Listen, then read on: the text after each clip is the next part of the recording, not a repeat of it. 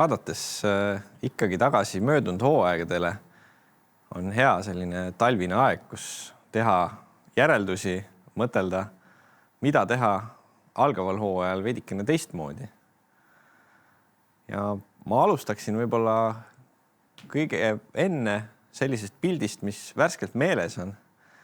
Et küsimus, missuguseid rapsipõlde endale siis soovida.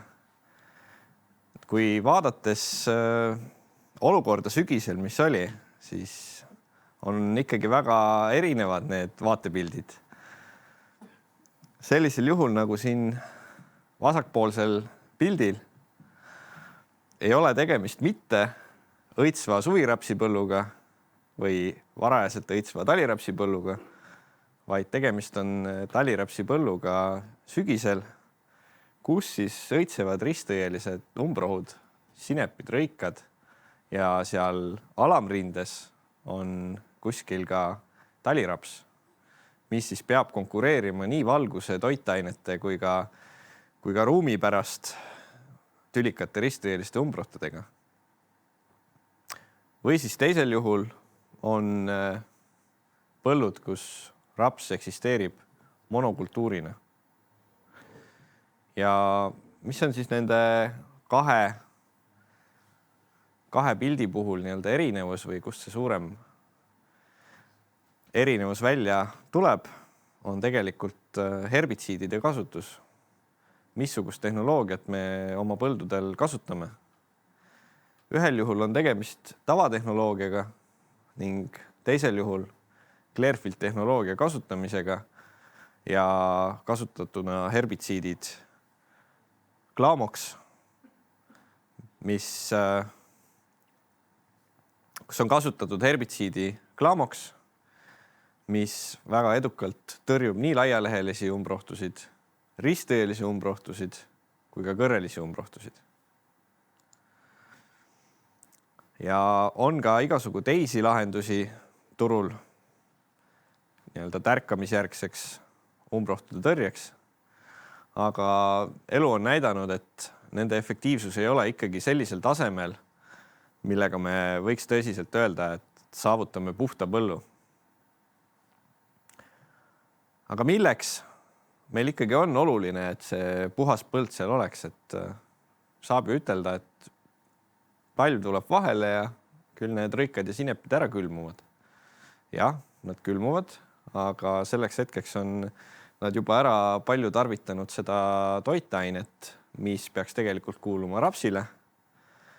Ning mis ei ole ka vähetähtis, on see, et see kasvukuhiku kõrgus rapsitaimel tuleb kindlasti kõrgem tänu sellele, et ta peab püüdlema ülespoole ehk päikese poole.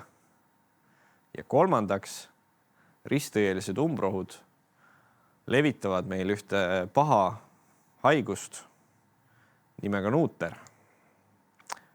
Ja järgnevalt siin ongi toodud üks Eesti kaart, kus on kajastatud 2020 sügisel nähtud leide nuutrist piirkondadest. Ja nagu näeme, siis üsna suur ala on juba nuutri leviku all.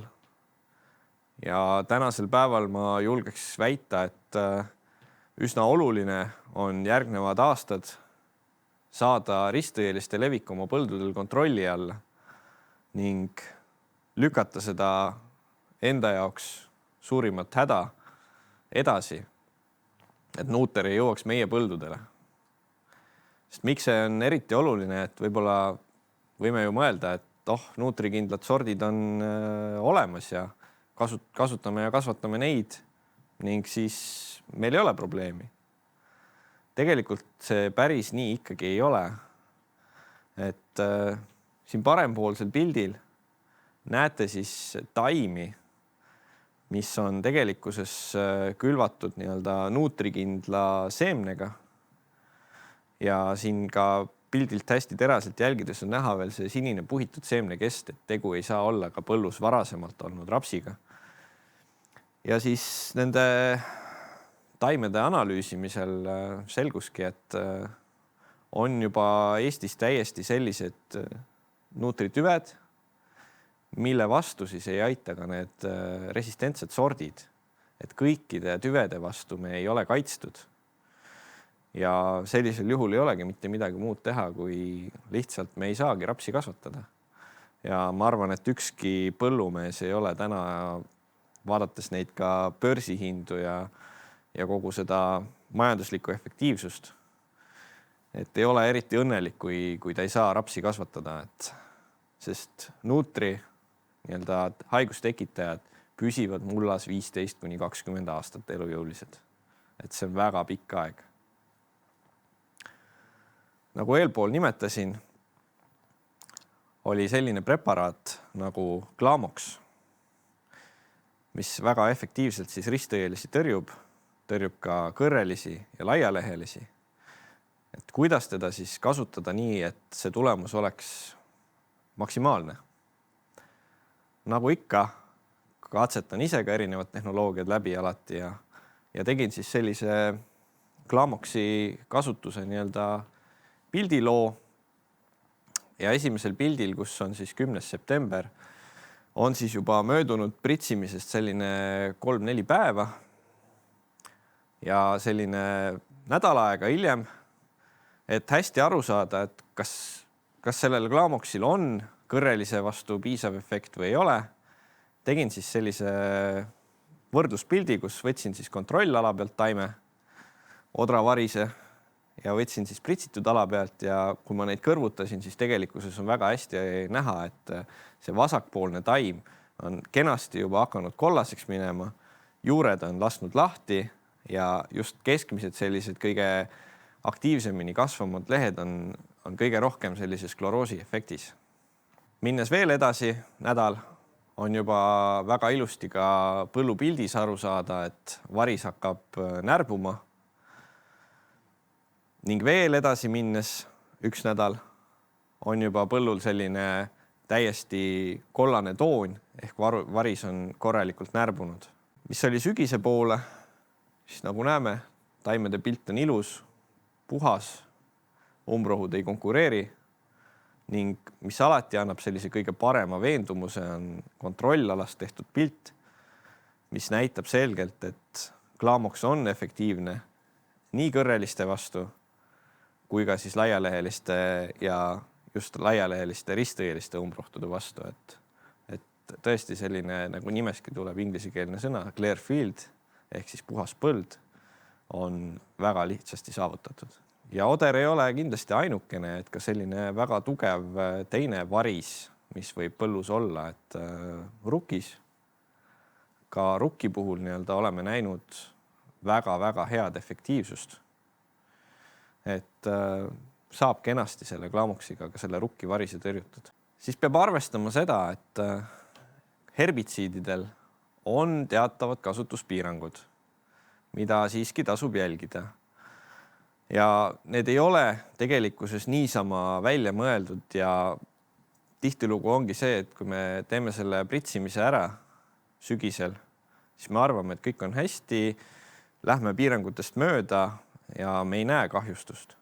Siis näiteks rapsi puhul see kahjustus võibki alles avaneda järgmisel kevadel ja võime ju mõelda, et see kahjustus on millestki muust külmast või siis kevadistest pritsimistest, siis tegelikkuses see nii ei ole, et sügisene piirangu rikkumine võib tegelikkuses meile mõju avaldada alles kevadel ja siis on nagu midagi hilja tagantjärgi parandada.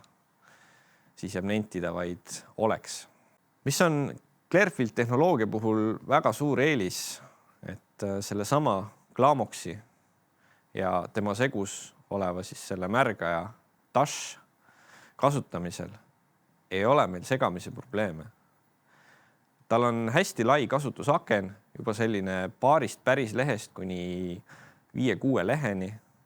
Minu enda soovitus on pigem teha varem, et saavutada selline maksimaalne efektiivsus ja ka just varise pärast, et varis on vaja saada võimalikult varakult kontrolli alla ning ristõielised umbrohud on varakult tärganud ja metasakloor seal sees imasomoksi kõrval teise toimeainena tagab meile siis pika järelmõju. Aga kui meil on vaja segada, siis me saame kenasti segada sinna juurde ka kasvuregulaatorit või siis ka boori. Et meil ei ole selles suhtes selliseid piiranguid, nagu on teatavatel teistel toodetel.